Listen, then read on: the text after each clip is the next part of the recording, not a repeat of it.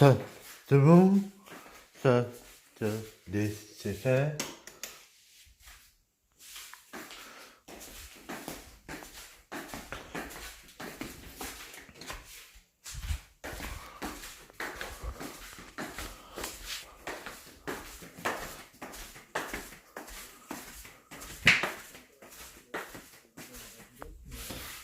Concrètement, on avait un écran un poil plus petit, c'est du 5.5 pouces sur le Note 2. Et pourtant, les deux appareils font à peu près la même taille, mais je reviendrai là-dessus après. En gros, vous avez certes un écran qui est grand sur le papier, dans les faits, mais en termes de dimension, ça ne change pas, au moins ça ne change pas par rapport au Note 2. C'est même mieux, on verra après. C'est du Super AMOLED, bien entendu. On a trois versions officiellement de mémoire, 16, 32, 64. Dans les faits, on a surtout la 32 et la 64 qui sont vendues. Ici, j'ai la version 32 Go et rajouter une micro SD et augmenter la mémoire jusqu'à 64 Go si vous avez envie. On a un appareil photo 13 mégapixels avec un flash LED. Sa particularité, au-delà de ce qu'on va pouvoir avoir dans l'interface, c'est sa capacité à filmer. Alors ça, c'est pas forcément relatif au capteur en partie, mais c'est aussi lié au chipset en tant que tel.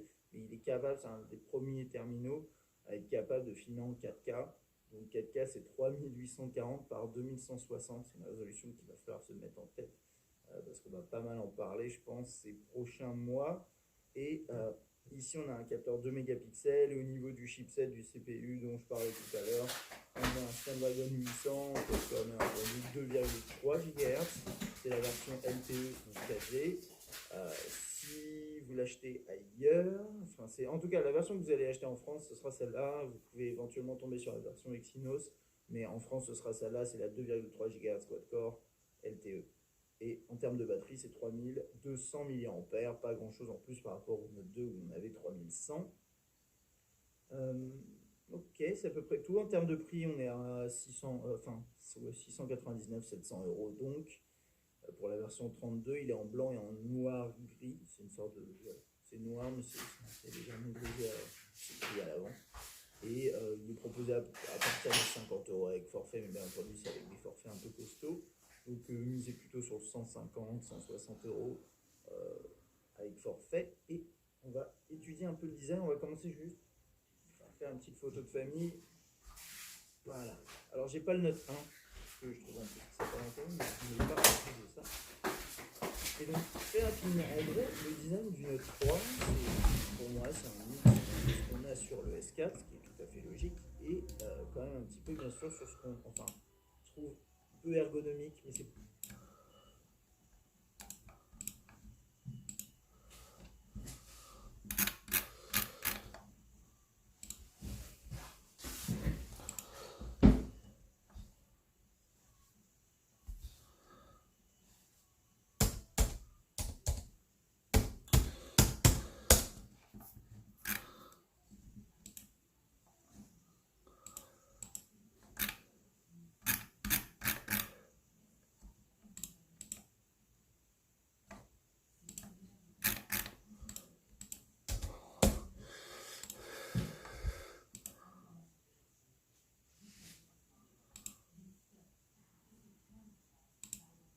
C'est la rentrée de Michel Chevalet dans la matinale week-end de CNews pour sa chronique Comment ça marche, chronique découverte. Bonjour Michel. Bonjour. Ça va? Grand plaisir. L'été a été bon? Ah, mais très bien. La saison va être géniale? Attends. Magnifique. Magnifique. Ah, c'est vrai, vous avez raison. Allez, parlons des Russes ce matin parce qu'ils viennent d'installer dans l'ISS Fedor. C'est un robot humanoïde. On va le voir, on va le découvrir en photo. Alors, le voici, il est là, Fedor. J'ai plusieurs questions pour vous ce matin, bien sûr, parce que quand on parle de robots, on se dit, est-ce que c'est un tournant dans l'exploitation de l'espace et est-ce que les hommes vont être remplacés justement par ces robots? Je crois que vous posez les bonnes questions. On se pose un peu partout. Ouais, les automobiles autonomes, on parle des avions sans pilote de train, sans pilote, ça vient tout ça. Et puis on se dit, est-ce que dans l'espace, eh bien, on va pouvoir se passer de l'homme? Alors, oui et non. Mais ouais, on va vous montrer ça. Alors, est-ce que c'est nouveau? Non. Des engins automatiques, il y en a eu. Le survol, on s'est posé sur la Lune. Il y a des robots qui roulent sur Mars. On explore l'univers avec des engins automatiques. On n'a pas besoin du robot ni des automates. Bon. Par contre, ce qui est nouveau, et vous l'avez bien souligné, c'est que ça ils ont la forme d'humanoïdes, c'est-à-dire qu'ils doivent être en théorie capables de remplacer l'homme et de faire le boulot de l'homme. Alors, on va regarder ça en image parce qu'il y a déjà eu pas mal d'expériences. Allons-y. Alors, première expérience qui est arrivée, ça a démarré il y a une vingtaine d'années. Le premier, ça a été Robonaut, que vous voyez ici. Vous voyez ça a été développé par la DARPA. C'est beau, hein? Ah bah oui, un département de défense américain avec un NASA en collaboration avec General Motors, parce qu'ils ont des robots dans l'industrie. Alors regardez, vous voyez, c'est pas un humanoïde complet, c'est un tronc, un homme tronc. Pourquoi c'est un homme tronc? Parce que, Il s'arrête dans là, l'espace, les jambes ne servent pas dans l'espace, c'est logique. Alors, il a des yeux, il a un cerveau électronique et surtout il a des bras et puis des mains avec 14 possibilités. C'est incroyable. Et ce qui lui permet d'exécuter des tâches extrêmement simples tout de même, mais par exemple de changer un module électronique. Voilà, ça a été le premier Robonaut. Mais Ça, c'était. le problème, c'est que il est tombé en panne et on l'a ramené sur Terre. Il n'a pas réussi à le présenter. Alors les Japonais, vous les voyez ici. Il est tout petit, lui. Eh ben oui, avec Pepper. Ben, vous savez, le petit robot Pepper. Eh ben, ils ont fait un petit robot qui ressemble à Pepper, qui parle à un astronaute japonais et il a été conçu également pour répondre à un astronaute. Voilà. Ça a été le développement. Vous voyez les progrès tout de même qui ont été faits. Alors ça, c'est les Européens. Alors les Européens, ils ont conçu un support. C'est moins sexy. Voilà, c'est moins technique. Vous voyez, c'est qu'une tête. Pas de bras, pas de jambes. Une boule, quoi. C'est une boule, c'est un cerveau, des mouvements à l'extérieur. Un tournant actuel. Michel Chevalet. La météo et votre journal.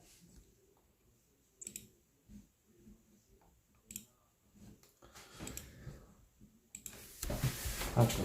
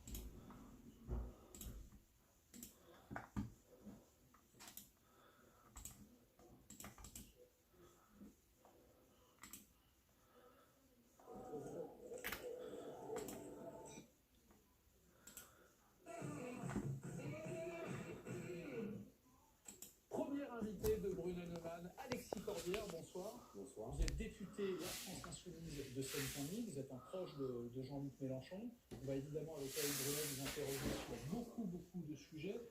On attend notamment votre explication sur ce silence assourdissant de Jean-Luc Mélenchon, sur le fiasco des européennes, sur le débat qui enflamme votre propre famille politique autour de l'islamophobie. Mais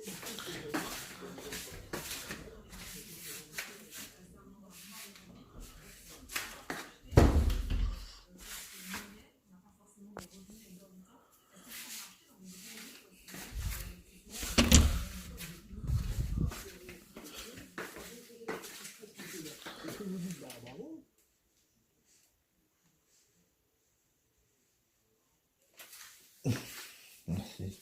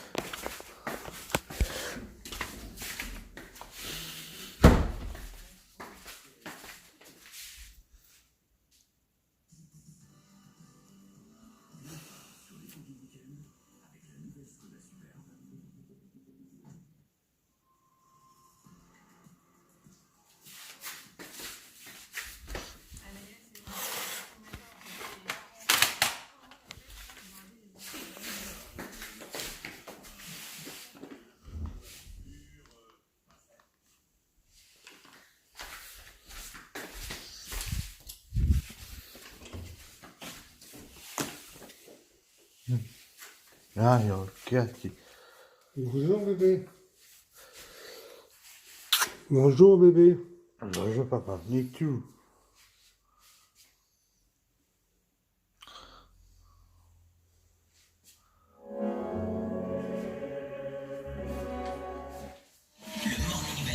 De 9h sur Skyrock.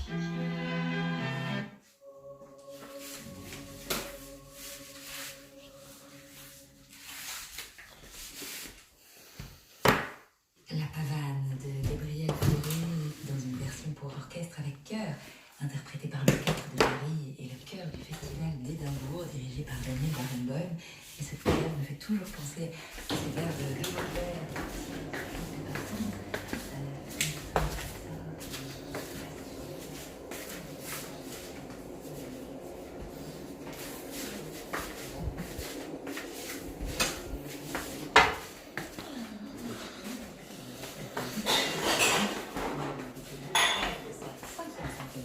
c'est à nouveau Daniel Barenboim, mais cette fois-ci à la tête du Philharmonique de Berlin.